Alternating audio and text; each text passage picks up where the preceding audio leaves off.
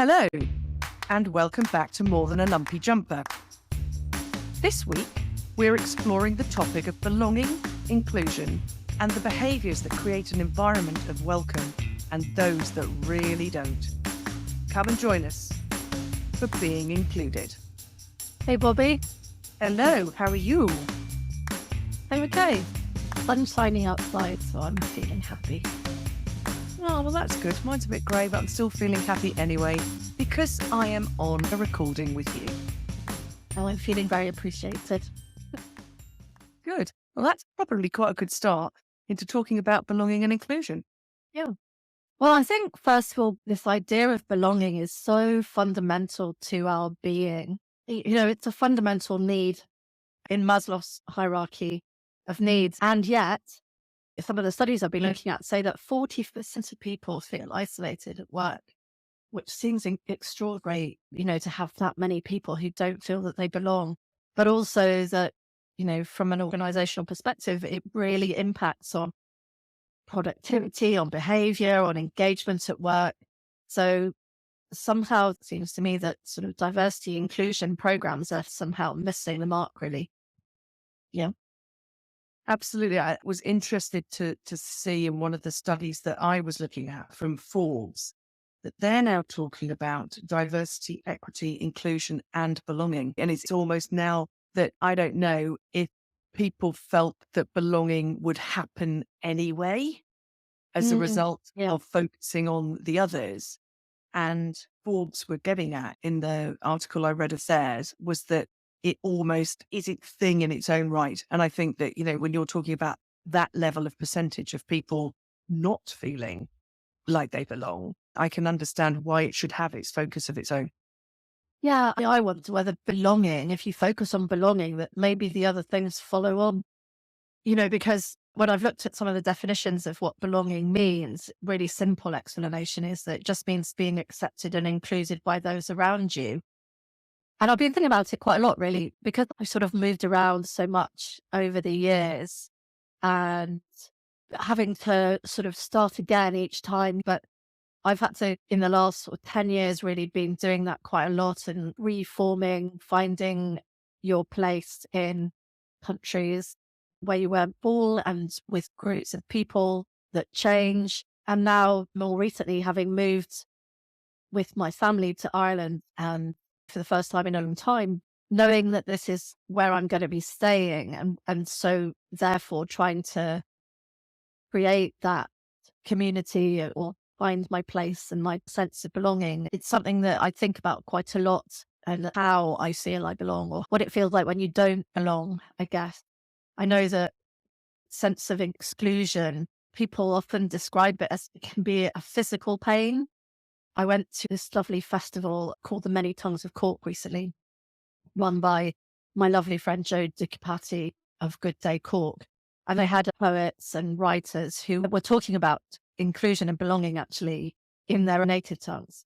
And there was a lovely poet called Dorothée Karakasi, who's Belgian and wrote her poem in French. But her poem was about microaggressions and how surprising they are when they come from people that you know.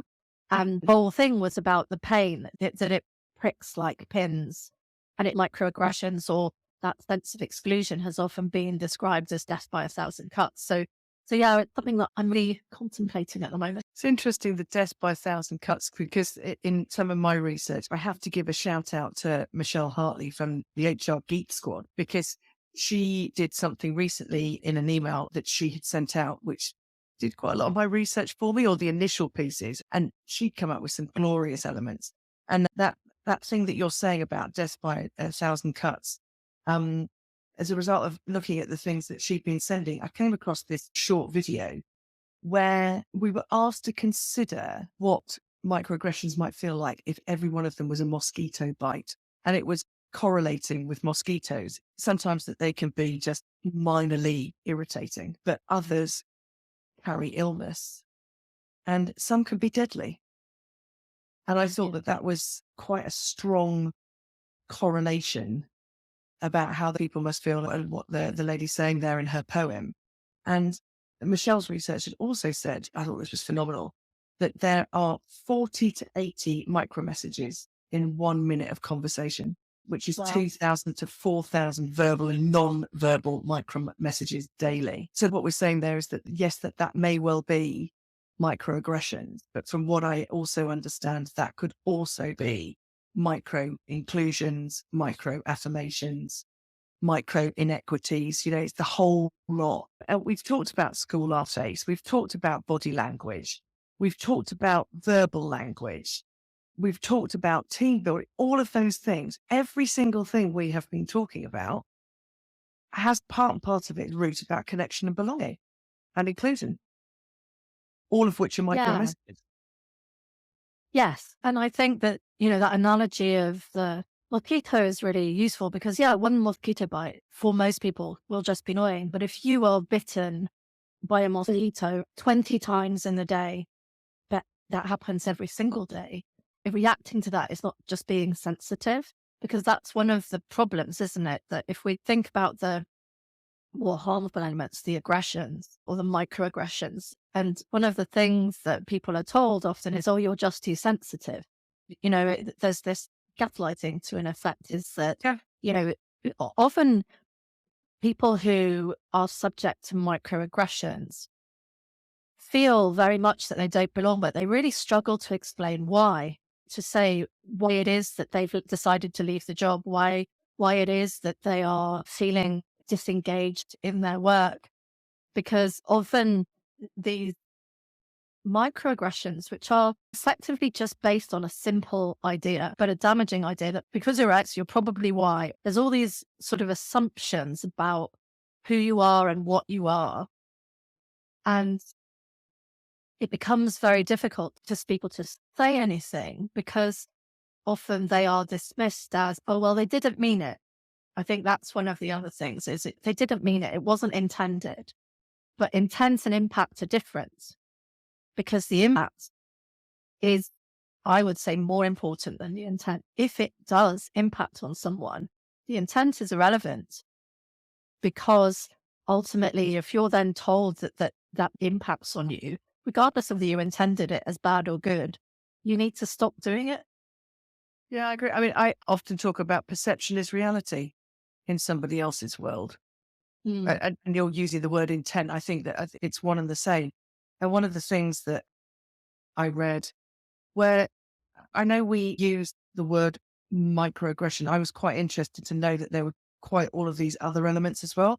So I don't know if what I'm about to say is microaggression or micro inequity, or it's both, is that there's almost like stages to it, which I think plays to your comment about intention. Because, some of these things are utterly openly hostile, deliberate, even if they say that there's not intent. But there's that end of the extreme. There's those arising from unconscious bias, which I've also explored a little bit through a TED talk I'd like to say something about. And knowing about your blind spots. There's negligence when you're just not really thinking. And then innocent ignorance. And I think where you hear people say that I didn't mean it, it's often from negligence or innocent ignorance, but it still doesn't make it right. Yeah. It's not a get out clause, which is why, what do we need to be doing as leaders or in organizations to get a hook on those? I mean, I think I've said this before when people say to me, oh, it's just Bridget, oh, it's just Bobby. I'm using our names as an example, but something's gone on and they went, oh, it's just Bridget, it's just her way. No, that's not okay. But I think that there is a lot in organizations that goes very unchallenged. And I know if I track back to what you've been saying about the amount that you moved around, with jobs and life in general, and similar for me. And I think sometimes what causes the lack of belonging is because we don't challenge how we've been treated. So we disengage ourselves by actually not thinking we're worthy enough to say, no, I'm not taking the minutes today or taking the notes. No, it's not all right to call me just a girl or fluffy. And that's just from my own experience. I mean, I know that they're on fast. more vile microaggressions. But I'm just saying in general, we aid and abet our lack of belonging because we don't know whether it's safe to speak up or not. Yeah, I think that's a really important point because often microaggressions are targeting people who are already disenfranchised or from groups that are already discriminated against. And so there's a power issue here too, in terms of often people don't feel that they have either the emotional resources to deal with it if they're having to deal with it, every single day, 20 or 30 times a day, having to do that, to call those sort of things out every single time is exhausting. I also think that often, if you already feel that you don't belong, already disempowered in a way to be able to raise these things, particularly when you're then gaslighted in terms of, oh, it's just banter, that's just the way we are, or that wasn't what I meant, or I didn't say that, which is another one.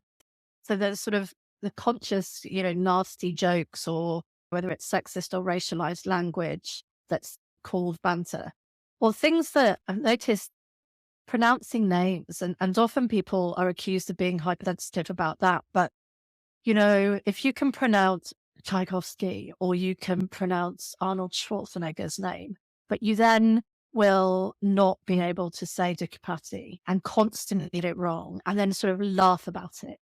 Or another example is giving people nicknames that they haven't chosen because your name's too difficult to pronounce. Recently, I was at a function and there was a speaker who had Nigerian heritage. And despite the fact that a lot of Irish names are quite difficult to pronounce, there was no problem pronouncing the Irish names, but suddenly the person introducing just made a really garbled attempt at pronouncing the name and then sort of went, oh, well, that's just quite a difficult name to say, rather than having bothered her ass before she was sharing the meeting to go How you pronounce them. and then even if you ask for it to be written phonetically or whatever, but it's really insulting.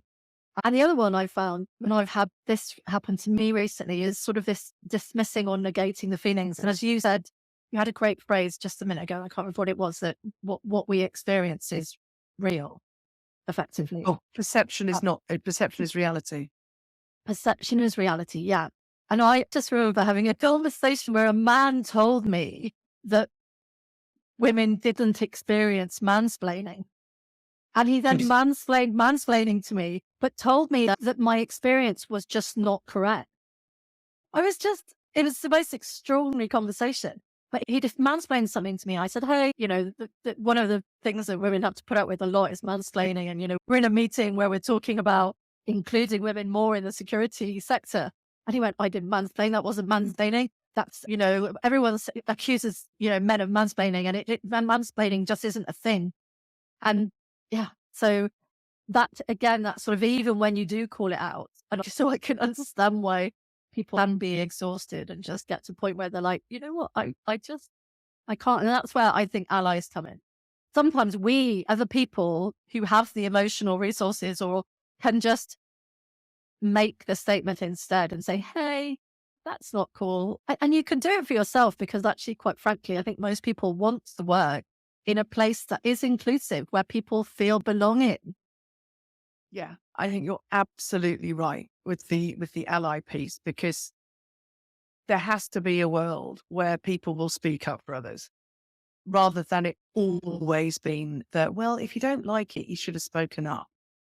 Before now, why didn't you say something? I didn't say something because it wasn't safe to say it.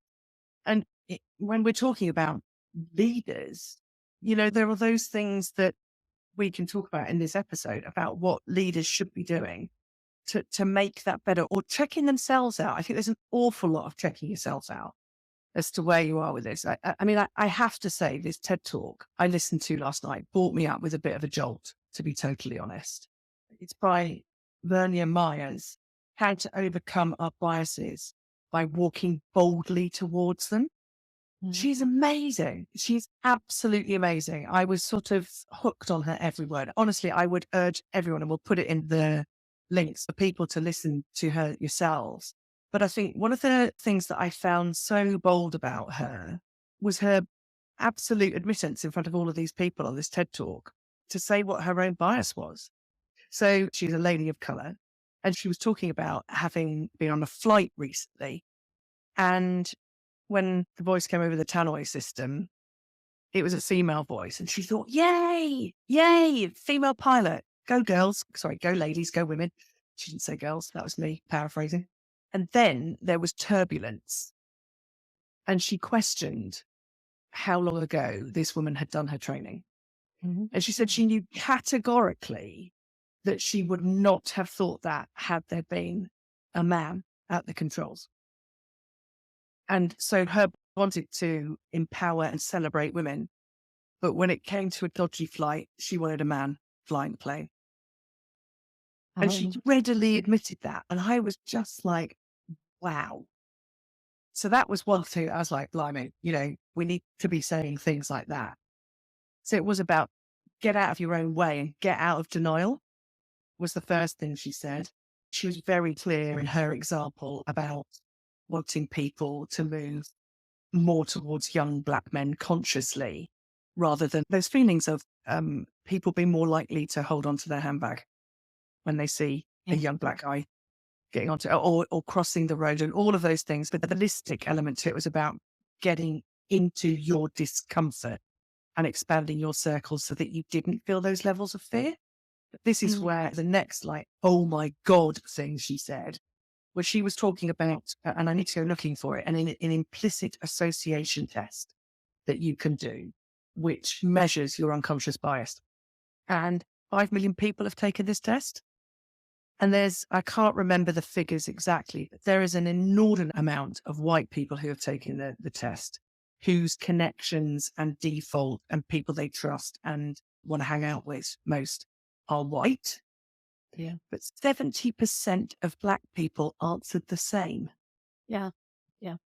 But, she was coming up with some of the most amazing things that I've heard. But I think that, you don't want people just going with the unconscious bias training and then people walking out of a room going, oh, I've had an amazing aha moment. If you're going to do bugger all with it, and so what her TED talk was very much about, I mean, you can hear how passionate I am because honestly, it really got me. We don't just want unconscious bias training where we go, oh, I've had this lovely aha moment.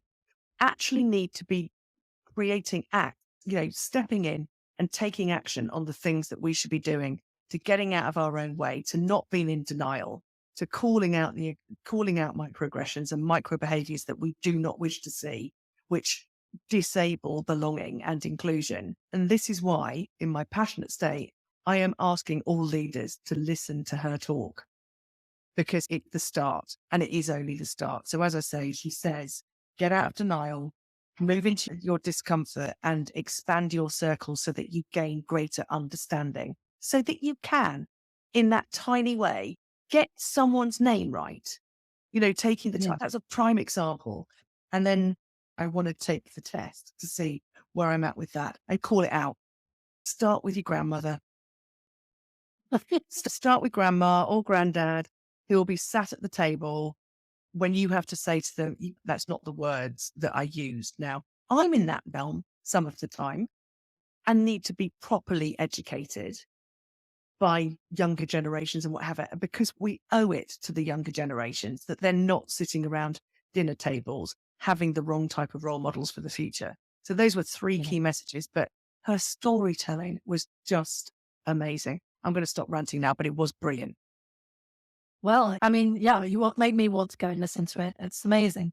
I think when I looked at some of the suggestions for leaders into how to include belonging, particularly in relation to microaggressions, one of the things was become aware. And I think that there's a big element of what you're talking about there. Also to understand why some phrases and statements and behaviors are so offensive in terms of understanding some of the historical roots in terms of racism, sexism, and other forms of discrimination, why they are hurtful, because there's lots and lots of phraseologies, phrases that we used to use or that we still do use that actually are problematic. And while it takes a little bit of time to unlearn those phrases, it really helps if you understand why they're so offensive. And, I always like to encourage people to think about times when they have felt excluded or belittled, and whether that's an example from school or whether that's an example of some other occasion.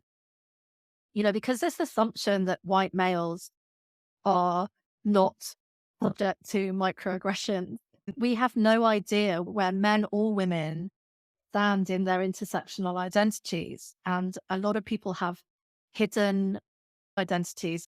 You look at still the number of men of our generation who are still hiding the fact that they're gay because they've been disempowered or not given permission to be able to be public about that part of their identity.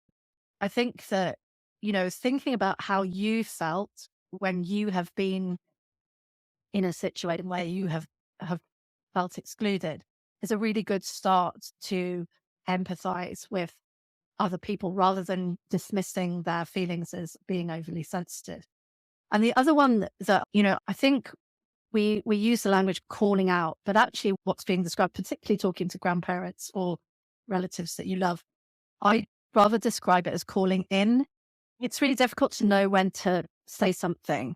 Obviously you never want to put yourself in sort of physical danger, and you need to give the person that you are speaking out to a safe space, because they are going to be made to feel vulnerable in some way because they're being told that they're doing something that's wrong or in hurting someone.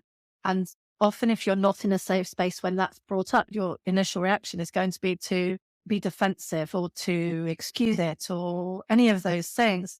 And so I think that being able to say, if you know someone well, or often you can do it privately and say, hey, I noticed that you said this thing, and I just wanted you to understand that one that made me feel really uncomfortable because it was very obviously a slur, or it was very obviously a really insensitive thing to say to other people in the room. So it made me feel uncomfortable, but also more importantly, what you said was hurtful to people who have some form of intersectional identity.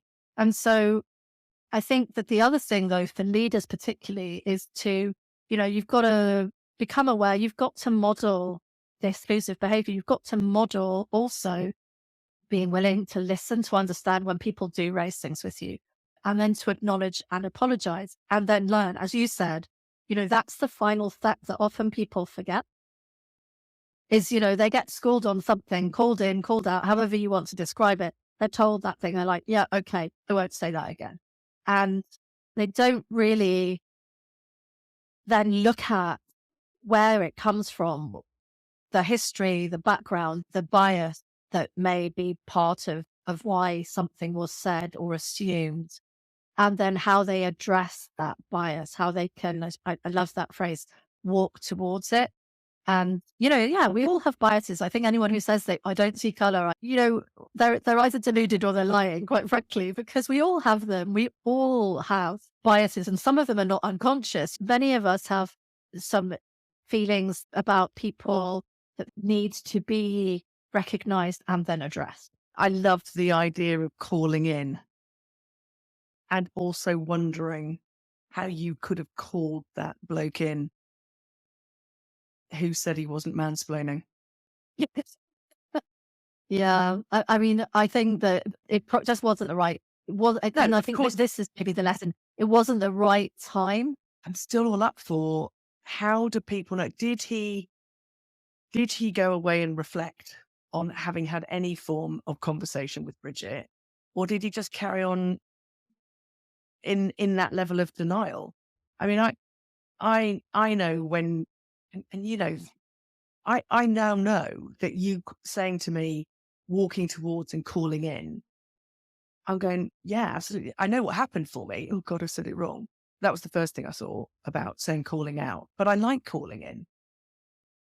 And I think as a leader, you've got to be open to, I didn't intentionally try to diss anyone with a calling out element. It's language, but you're right. Language is important, and we have to be open to changing the things that we say. If anything's going to change, it's just a minor league point where I'm going, right, calling in, that needs to become part and parcel of my language. But I just wonder if in that example that you actually gave, if there's no after after chat about what was going on in there, because he just strikes me as being incredibly defensive. But I immediately start thinking, well, was he doing that because he's been trying so hard to be an inclusive, and then somebody saying, but in his mind or his perception, his intention was that he wasn't? We're back to that again. Yeah. Yeah, I'm not entirely sure that he was particularly bothered about inclusion. No, no, But no. I'm yeah, using it as an example that, that we have human beings who yeah, may well be doing one thing. They'll say that it's not their intention to have made you feel like that, me feel like that, or whatever. And then they do it again. yeah. So it's And I when do people stop to get to the learning? Yeah, and I do think that it is the way that how we speak up or how we speak out really can make the difference between persuading someone and not persuading someone. And that's a really important issue is that, sometimes you do need to call out. I mean, if it's blatant, it's evidently intended to hurt, harm, demean, if it's bordering on violence or it's silent language, then absolutely call out, call out, call out. But I do think that in terms of in teams, calling in is really important and having to create that safe environment to have that conversation so that the person doesn't feel exactly how maybe they felt the other person feeling, that doesn't feel belittled, doesn't feel vulnerable, doesn't feel attacked. It's a skill, but in a way, it's a bit like the conversations we've had about those, having those honest conversations. That if you're in a place where trust or you have developed trust with that person, it's usually easier to have the conversation than, for example, saying it to someone senior who you don't know in a meeting. And maybe you would choose not to do it in public, but or that you might afterwards, as you're walking past, or say, "Can I have a word, sir, ma'am?" Or maybe you feel that you don't have that power. Then you need to speak to a supervisor and say, "Look, I'm concerned about the language that's being used in our meetings," and get an ally to have that conversation, and however that's done. So I'm not saying it's easy. Yeah, it can be difficult, but I do also think that in terms of microaggressions, all this lack of belonging doesn't just impact on the marginalized groups. What it does is it, it it impacts on the whole team, because if it's obvious that one person is being excluded or feels alone, or it impacts the vibe, like it impacts the whole vibe of the team. If there are people there who are excluded or are not able to contribute as much, but also what it does is if for people, so I'll give an example. If a boss or somebody in a team is making a massive deal about the accommodations being made for a colleague who has a physical disability, like access for a wheelchair, and it becomes a big issue and everyone's huffing and puffing about it. Anyone in that team who has an invisible disability is automatically going to feel disquiet, because they will feel, well, I now can't talk about my need because I've seen how the person with a physical disability is treated. And that therefore means that I am going to experience the same thing if I turned around and asked for accommodations. So, and the same if people see that there's racialized language, if they're people who have got a hidden intersectional identity, for example, if someone who is gay or someone who is a person of color, but not obviously, still, if you look at them, everyone assumes they are white. They also know that they are vulnerable to that sort of behavior. So I think it's really important for leaders to remember that it doesn't just impact on one person. This idea of belonging and having everyone feel included is really important for everybody, not just the traditionally marginalized people. Absolutely. I mean, I love the Forbes article I came across, which talks about the 9 ways leaders can build a culture of belonging for everyone, which is exactly what you're pointing to. And the examples that you gave then actually goes to 2 of the strategies that they talk about, one of which is treat everyone the same but different. So there can't be a one size fits all. Yeah. to allow for everyone feeling part of the group without suppressing uniqueness, be that visible, invisible disabilities, or whatever it might be. And the other one I liked, but I liked all nine, but this was the other one that struck me where, as you were talking, was be person centric, not people centric. So that's recognizing and accommodating unique circumstances, interests, commitments, work styles, etc., etc. Again, was pointed to by the example that you actually gave. So I think that they're the two of the nine, which I thought were. Do you want to just whip through the others? Yeah, yeah, yeah. I was going to say, well, okay, you've intrigued me now. I want to know the rest. So forge genuine connections. When you're talking to somebody, giving them your full attention. So no distractions. Don't be on your ruddy computer at the same time as you're having the conversation. That active listening piece that we've talked about. And again, it plays back to something I said earlier about getting uncomfortable. Because if you don't know, ask questions. So let's go back to, am I pronouncing your name correctly?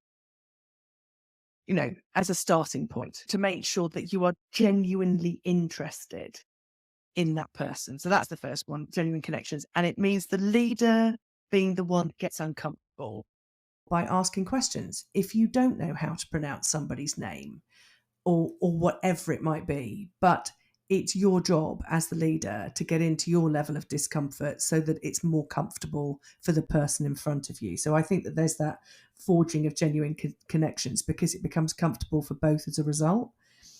So that was the first one. So then the second one is acknowledging unique contributions. So we often probably get into a thank you, that was a really good job. But we don't specifically say what the individual has done.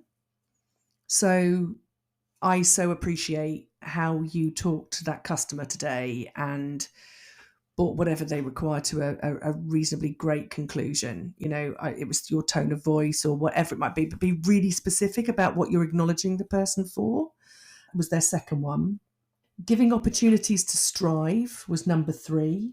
So that's about really knowing them, their strengths, what makes them tick, where do they want to advance in their careers, and then hopefully being able to find opportunities within the company for them to be able to do that and to strive for success and to shine. The fourth, prioritizing growth. This is a really interesting one for me. I've come across this so often. The best thing to have happen is to retain great people in your organization. And that sometimes requires them to go elsewhere within the organization. But the number of managers and leaders that I have spoken to who don't want to lose a member of staff, who don't seem to get that if they try to hold on to them, they'll lose them anyway because they'll go elsewhere.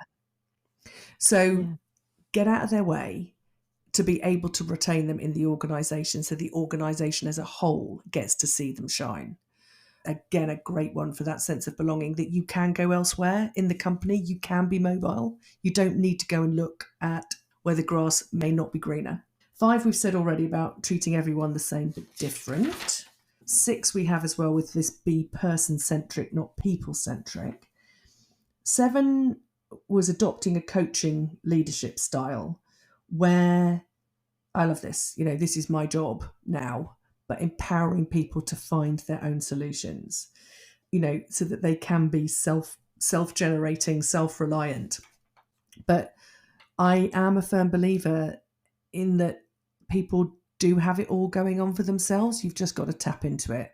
And often that business about helping people get out of their own way. So as well as leaders needing to get out of their own way, the way of that's why you have to be in that practice so you can help others to do the same. 8 is learning together. I loved the idea of days of understanding. I think was what was mentioned in the article. So that you take a gnarly, thorny topic that maybe nobody has got any idea about, and you try to fathom it together so that you get used to being uncomfortable together and what learning comes out of it. I really like that one because it's a more even playing field. But equally, you might think that you're coming to a gnarly problem that no one's got any idea about, but everyone's going to have a different reaction to it. So that's why that days of understanding about how people are coming at it, I think, is really important.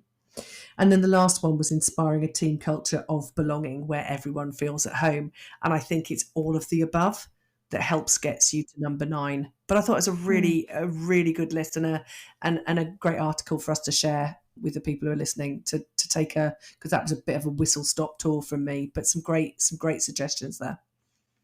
Those are great ideas, Bobby. Actually, I'd found, we've talked a lot about sort of the behaviors that we don't want to see. And I love that actually this article is really focusing on those great behaviors, the really positive behaviors that I think if you really focus on those and grow those, it gets to a point that there's less space for the bad behavior. If you're creating that sort of culture where there's all this positivity about inclusion, it becomes more and more difficult for anyone to hang on to those sort of biased, even the nasty behavior, but also the unintentional behavior. And you'd spoken about micro validations earlier on, that actually there's all these micro behaviors and some of them are aggressions, but others are more positive behaviors.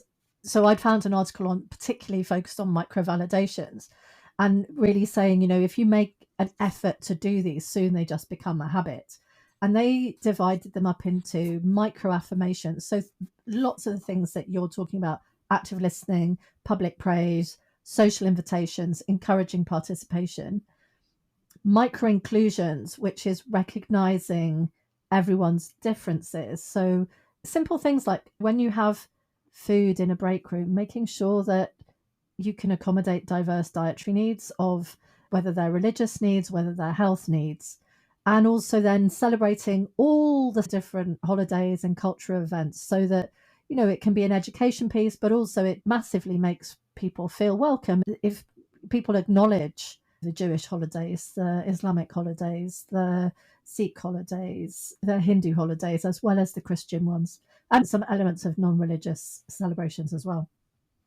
Micro advocacies, so that's the speaking out against discrimination, calling in language that's unacceptable, and also being really careful about banter. I think that so many people go to me, but banter, it's part of our culture. It depends whether, banter where it's really is caring and genuinely comes from a place of love to banter that's actually really quite destructive and just mean and bullying is, I think that there needs to be a really clear understanding of that. Micro feedback. So sharing information, making sure everyone has opportunities or sees that, things that are coming up or any networking opportunities or opportunities for mentoring or sponsorship. And then micro celebrations. So celebrating successes, milestones, and getting people nominated for awards. I think all of those are great, all of these sort of ideas and micro validation. But I do think, as you said, in the terms of the leadership, there's another step, and that's getting feedback on those behaviors, because sometimes they are well intended but don't land in the way that they were intended. And so really getting feedback from people as to whether or not things are working, whether there are other things that you could do that you're missing, and just making sure that they are doing what they are intended to do. So kind of following up and seeing how things are going is really important. That's another really great list and a good link for us to give to people to take a look at for what to do next. Yay. And we're kind of at the end of our discussion now, Bobby. So, as is tradition. And the quote is this: diversity is having a seat at the table. Inclusion is having a voice. And belonging is having that voice be heard. Lovely. Thanks, Bridge. Thanks, Bye. Bobby. Thanks for listening. Links to any references we have made are provided, as always, on our website and on the Spotify podcast page. Next week, Bridge and I are having a go at imposter syndrome. Do we do it to ourselves? Is it done to us? Either way, how can we deal with it? So join us then for being a fraud and doing it anyway.